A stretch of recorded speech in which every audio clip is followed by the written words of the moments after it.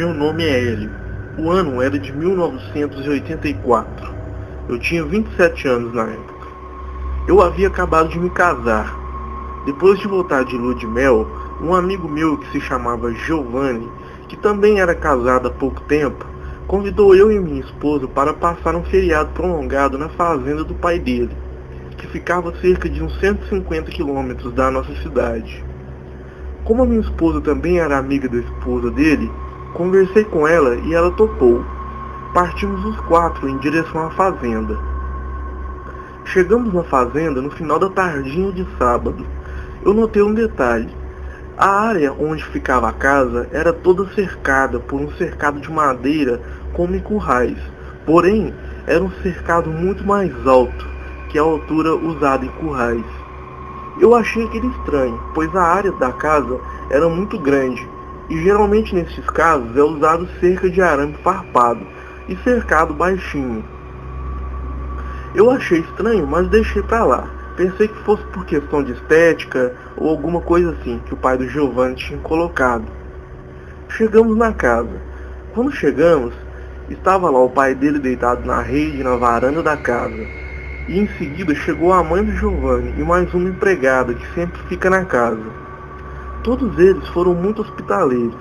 A casa era muito grande e tinha quartos com cama de casal suficiente para todos. Depois de nos acomodarmos e conversarmos bastante, as mulheres ficaram lá na cozinha de prosa e fazendo os preparativos para o jantar. Enquanto eu, o Giovanni e o pai dele, que se chamava Joaquim, ficamos na varanda de prosa. No que estávamos conversando, chegou lá 3 peões que trabalhavam na fazenda dele para tirar dúvidas sobre esse serviço. Então, eles aproveitaram e ficaram um tempinho lá de prosa com a gente. Eu aproveitei que estávamos todos ali de prosa, falando sobre a fazenda e tudo mais, e perguntei para o seu Joaquim o do porquê tinha uma cerca tão grande em volta da área da casa. No que eu acabei de perguntar, os 3 peões e o Giovanni deram uma risadinha, olhando um para o outro.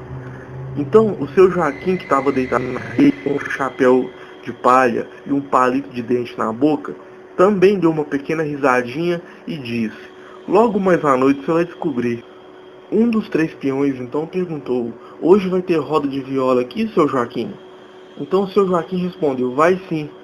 Vou aproveitar que o Giovanni e esse povo todo tá aqui, vamos fazer uma roda de viola aqui hoje.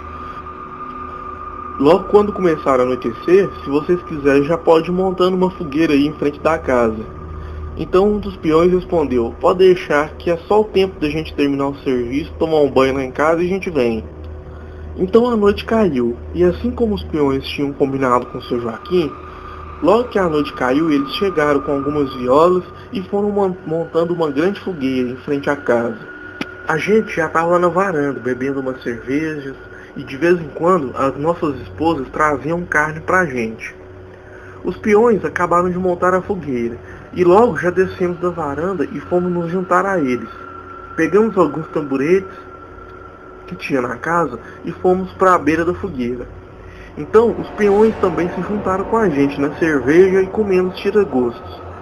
A noite foi passando, o jantar ficou pronto, todos nós jantamos na frente da fogueira, inclusive os peões e as mulheres.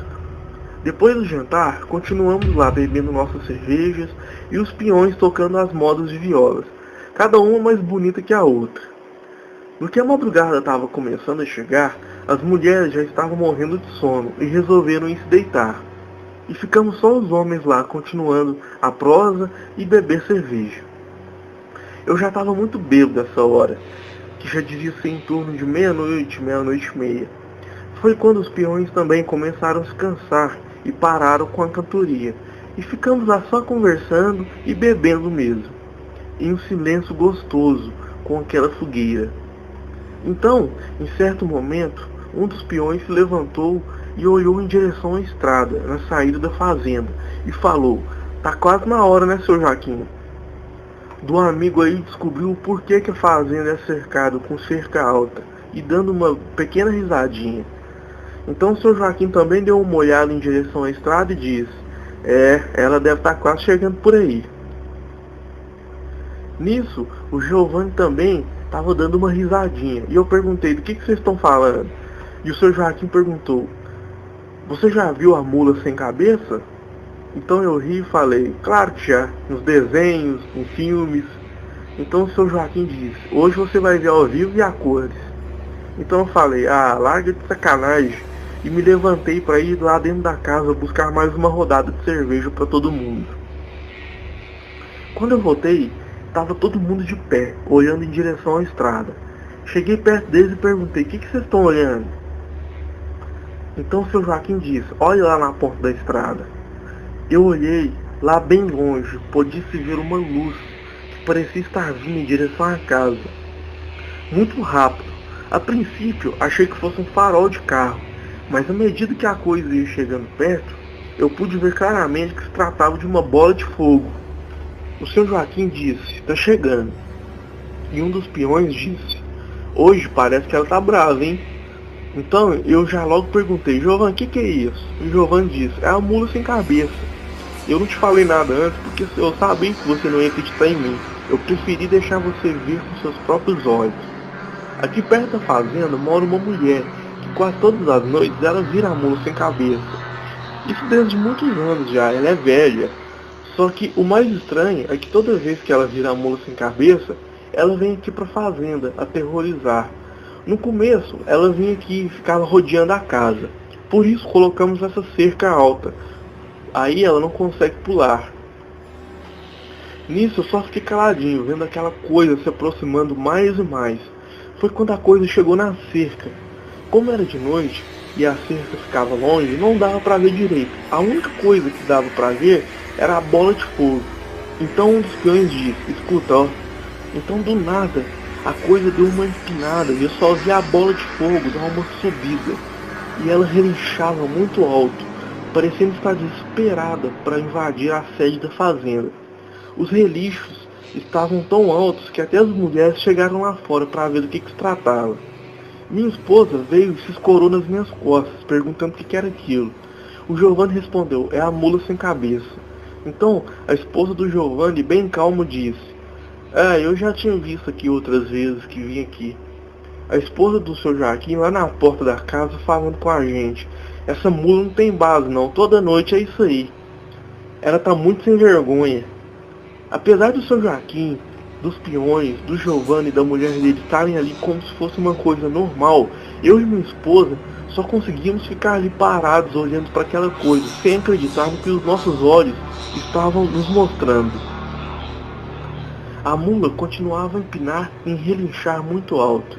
Às vezes galopava de um lado para o outro, parecia estar tentando achar uma forma de pular o cercado. Por fim, a criatura cansou e saiu galopando a um rumo desconhecido. Na manhã seguinte, de domingo, depois de tomar café, fomos para a varanda conversar, e o seu Joaquim lá deitado na rede. Eu perguntei: seu Joaquim, o que foi aquilo ontem à noite? E ele, com a maior calma do mundo, disse: é normal por aqui, tem anos já que essa mula aparece aqui quase todas as noites. O problema era quando não tinha o cercado, e ela conseguia chegar aqui na casa. A gente tinha que ficar em casa, todo mundo trancado. Mas agora não tem problema. Eu ficava abismado como ele falava aquilo com toda a calma do mundo, como se fosse algo normal. Mas para mim foi uma das experiências mais assustadoras que eu já vivi na minha vida. Boa noite.